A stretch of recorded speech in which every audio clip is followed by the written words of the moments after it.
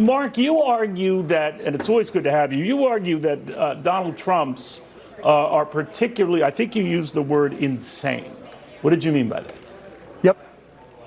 Well, first of all, strategic tariffs aren't bad. So if a company's trying to dump, or a country's trying to dump in the United States and we have a manufacturer there, tariff them, that's great. But across the board tariffs, 10 or 20% is just inflationary. It's a tax on the American consumer. But to make matters even worse, and what's truly insane, when you threaten a legendary company like John Deere with a 200% tariff if they move, but only a 10 or 20% tariff on China, what you're doing is you're making it easy for the Chinese competitors to take business away from John Deere. That is the definition of insane. A lot of your business colleagues say the definition of insane is supporting Kamala Harris, yet you do. You're a smart, savvy businessman. You came from nothing to be a multi-billionaire, so you're pretty good at what you do. What do you see in her that you don't see in Donald Trump? I think she's thorough. If you look at Donald, right, when he talks about his policies, they're very impetuous, they're impulsive, they're set to match whatever's happening at a rally. Whereas with the Harris campaign and Kamala herself, she's very thorough. She's very precise. Her team really vets every idea. And to me, that's important as a business person because you can trust what she says. Think about what happens when Donald comes out and says, I'm going to put a 10% cap on credit card interest rates. The next thing that happens isn't that he explains why, it's that everybody around him explains what he says. He can't explain it for himself. Everybody's got to explain for him. Or whether it's a 10 or 20 or 60% tariff, or the 200% on John Deere. With Kamala Harris, no one has to explain for her. She takes the time to vet her policies thoroughly. And when she says them and presents them, they are what they are. They're self-explanatory. That was Mark Cuban continuing his tour advocating for Kamala Harris. And here's why what he's doing right now is especially damaging to Trump. Trump has spent years coasting on his businessman branding. And because most of us aren't the CEO of a multinational business conglomerate, we assume that those guys must be pretty good at what they do. And so Trump gets the benefit of the doubt because his name is on buildings and he's the guy who signs the checks and he's got a big bank account. But the danger of someone like Mark Cuban is that not only is he also a businessman, but he is the preeminent businessman in America. The guy has spent 24 seasons on Shark Tank, a show about business and entrepreneurs, as the effective king of the show, the top dog. So when this guy, who knows business, informs the rest of us that Trump is full of shit, then the veil has been lifted. And suddenly Donald Trump's competitive advantage in this race disappears, because without his business bona fides, he really doesn't have anything left. He's not good at policy, at governing, his speeches are confused diatribes that are incomprehensible to normal human beings, his temperament is terrible, and he's got autocratic tendencies. What Mark Cuban is doing is exposing the reality that, in fact, the guy has zero redeeming qualities that you would want in a chief executive. This was all born out of Trump's absurdly misguided decision to say this. Behind me, John Deere tractors. I know a lot about John Deere. I love the company. But as you know, they've announced a few days ago that they're going to move a lot of their manufacturing business to Mexico. I'm just notifying John Deere right now. If you do that, we're putting a 200% tariff on everything that you want to sell into the United States, so that if I win, John Deere is going to be paying a 200%. They haven't started it yet. Maybe they haven't even made the final decision yet, but I think they have. John Deere is going to, and anybody else that does this, because it's hurting our farmers, it's hurting our manufacturing.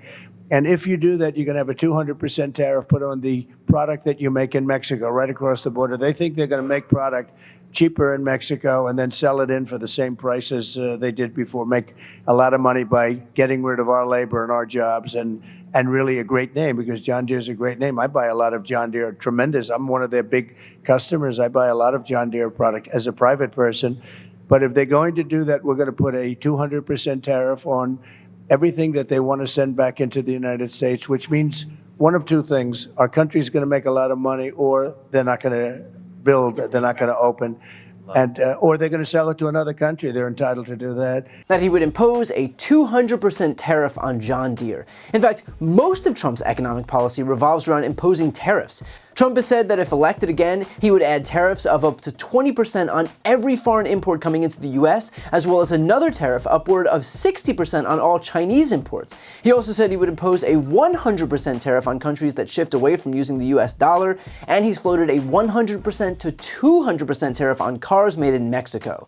But what Trump doesn't seem to understand is that tariffs don't mean that the US would suddenly collect extra money that magically goes into the general fund, nor does it get absorbed by the business. Tariffs are a tax passed on to the consumer, meaning the people who would pay more are Americans.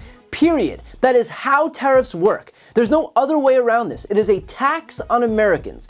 Think about how many products you buy on a daily basis that come from other countries. Think about clothes and supplies and kitchenware, electronics, toys. Now imagine what the price of those items would look like with a Trump tax of 20%, 60%, 100%, 200% on top of that. This guy's inability to understand the economy is going to send your daily costs skyrocketing. And the irony, of course, is that Republicans have spent the last year crucifying Joe Biden over worldwide inflation, which is now not only down, but came down without a recession. The disastrous economy that the Democrats inherited from Donald Trump was handled perfectly by this administration. But still, Republicans clutch their pearls day in and day out over high costs, high costs, high costs. And yet now, their party is going to voluntarily send costs to the moon, all because their leader has the business acumen of a freshman econ major who's about to fail out of school.